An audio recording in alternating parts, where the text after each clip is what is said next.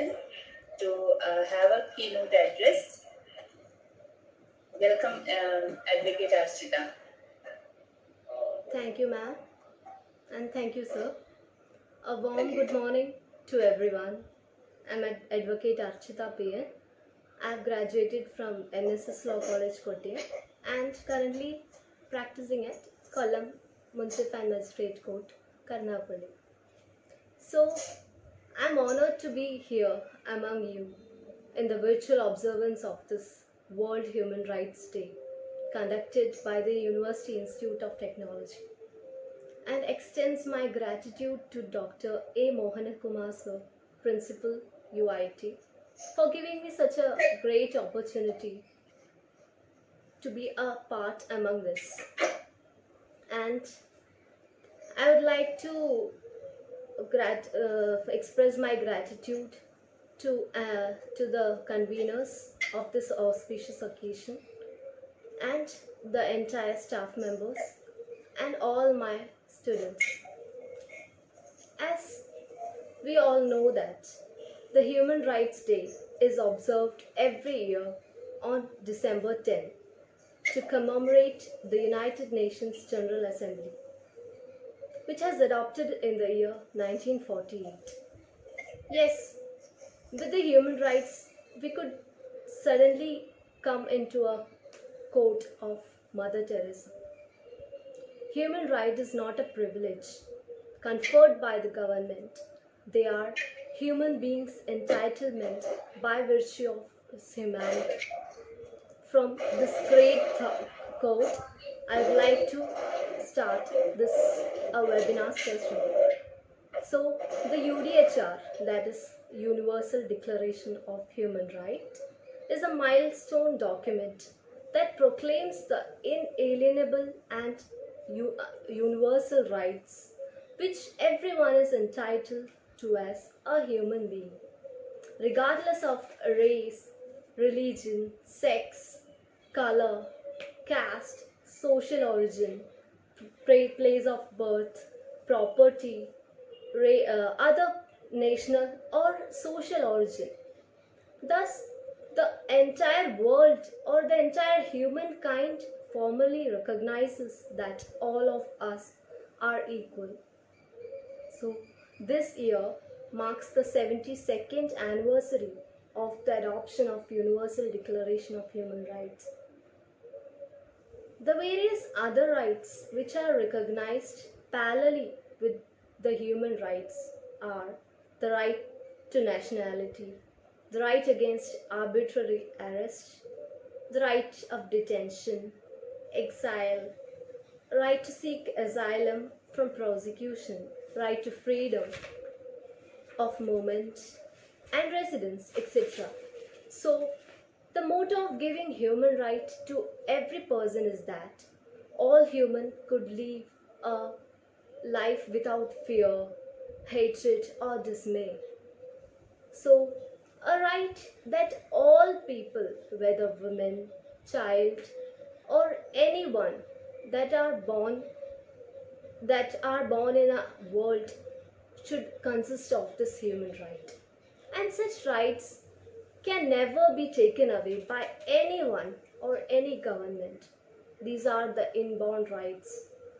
So, coming to a brief history in this regard, the Magna Carta is a great book or a great charter that was the most significant and widely viewed legal document which was signed by the King of England, John II, in 1215. And it was a turning point in human rights development.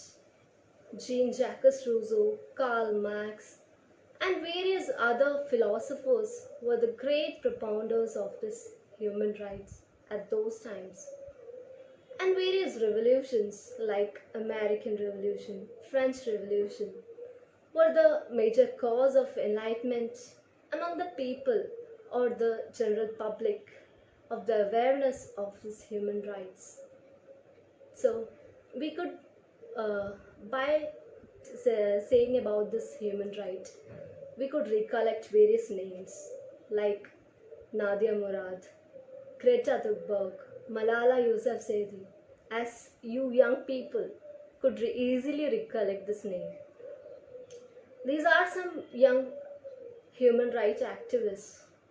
And as far as India is concerned, we all are familiar with the name Kailash Satyarthi, who was the co-recipient of Nobel Peace Prize, along with Malala Yousafzai, for their for their struggle against the suppression of children and young people for the right of all children to education. And there are n number of activists whose name are known and unknown to us, and they fight tooth and nail for human right. Even though they occur various human rights violations, our country has formulated various remedies in this regard. So, the Human Rights Commission, which came into force in 1993, is a great institution which stipulates in this regard. That is, the Human Rights Commission is established in the year 1993, and it plays a significant role to protect or safeguard the individual rights from the human right violation, as it is embedded in the human right in the Article 21 of the Constitution of India, which is the great book or the supreme governance that we are all governed under. So, the Article 21 of the Constitution of India, as it says, the right to life and personal liberty. And various others also embodies the human rights, like the international covenants and various other written charters also represents the human rights. In addition to this, various states in our country have the Human Rights Commission of their own, and our Kerala too has it. On December 11, 1998, the Kerala Human Rights Commission has established, and it is situated at Tirunelveli.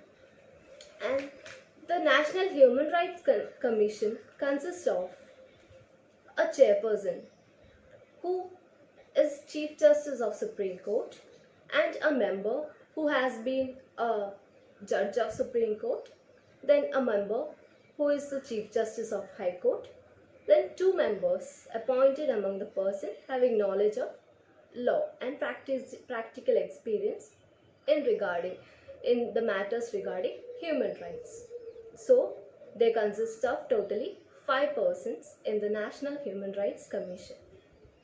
And the chairpersons of our National Human Rights Commission, scheduled tribes, women and minorities serve as ex officio members in this regard. And as per this act, that is Human Rights Protection Act, this National Human Rights Commission is a mandatory body vested with the power of civil court trying suit under the Code of Civil Procedure Act 1908. And though it is empowered to take suo motu cognizance of human rights, that is, where the court sees any human right violation, they can take the cognizance suo motu. That is, the state can take the offense cognizance by itself. So there is no kind of complainants or like that. So the Protection of Human Rights Bill 2018 also plays a great role in uplifting the human right protection in India. Recently, the Human Rights Protection Amendment Bill 2018 was introduced in Lok Sabha, which seeks to amend the Protection of Human Rights Act 1993. The salient features of this amendment bill are not only a person who can be a Chief Justice of India, but a judge of the Supreme Court can be the chairperson of NHRC. This will enlarge the scope of eligibility and selection of chairperson. The three members appointed from this, which at least one will be a woman, it also seeks to include the chairperson of National Human Rights Commission. And various other aspects were also included in this new Human Rights Commission bill, which empowers its field of working and which enlarges the justice, the scope of justice to the general public. And this year, the human rights theme relates to the COVID-19 pandemic and focuses on the need to build a better country or better world by ensuring the human rights as the central recovery efforts. So the theme is recover better and stand up for human rights. Yes, this year Human Rights Day falls at a time we'll never forget. Yes, COVID-19 has taken us the storm, shaken our world, a tragedy followed by an extraordinary opportunity to recover better. This Human Rights Day is a call to action, a call for all of us to seize this opportunity to build the world we want. For what we must accept the lessons from this crisis as we are facing today. So, through various steps, we could overcome this, and by empowering the human rights, we could come together and build a humanity among us, and we could easily overcome the crisis which we are facing today. So, the steps are: first and foremost thing that we have to do are we have to end the discrimination of any kind, like pre-existing conditions that make individuals more fragile. Gaps in respecting human rights have made all society more vulnerable. If anyone is at risk, then everyone is at risk.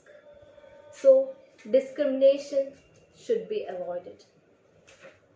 Exclusion and various other rights violation harms us all, and we should take this as from our deeper heart, and we should avoid discrimination and build a peaceful society by improving and by protecting the human rights. The second aspect we should have to keep in mind is that we should reduce the widespread inequality. Universal social protection, universal health coverage, and other systems of delivery of fundamental rights are not luxuries. They keep society a standing and can shape a more equitable future. For this, we need to promote and protect economic, social, and cultural rights. And we need a new social contract for a new era as we are facing today. So, the new era should be built up by ourselves, by the young generation of this society. Yes, I am coming to the third point, the youth, empowering the youth, encouraging participation of the young generation in building the society, especially by the young people. We all are in this together, from individuals to governments, from civil society and grassroots committees to private sectors. Everyone, especially the young generation, has a role in building the post-COVID world, and that is better for present and future generation. We need to ensure the voices of the most affected and vulnerable inform the recovery effects, as all voices have to be heard. Thus, why this youth? Yes, why this burden should be provided to this youth or the young generation? Yes, Youth participation is essential, very essential to achieve the sustainable development, that is, protecting the needs of today and sustaining for the future use. Participation in public life is a fundamental principle of human rights. Young people are seeking to participate in all discussions that we have a direct and indirect impact upon them. So, the well-being, they need to be heard, inform more effective decision making and achieve sustainable development for all. Then the youth can play a crucial role in positive change. Yes, as you experience in your college days, your single step can change a lot. Young people have always been a major drivers of political, economic, and fair and resilient societies. They are the ensurers of human crisis. Like the climate emergency, COVID-19 reminds us that we are bound together as one humanity. We must work together, we can recover better. With strong solidarity, we can build a world that is more resilient and sustainable and just. So, every human right should every human right should be given, right, that you can claim for yourselves. Peace can only last where the human rights are respected. Therefore, we can join together in standing up for human rights. So, with this, I am concluding my speech. Thank you.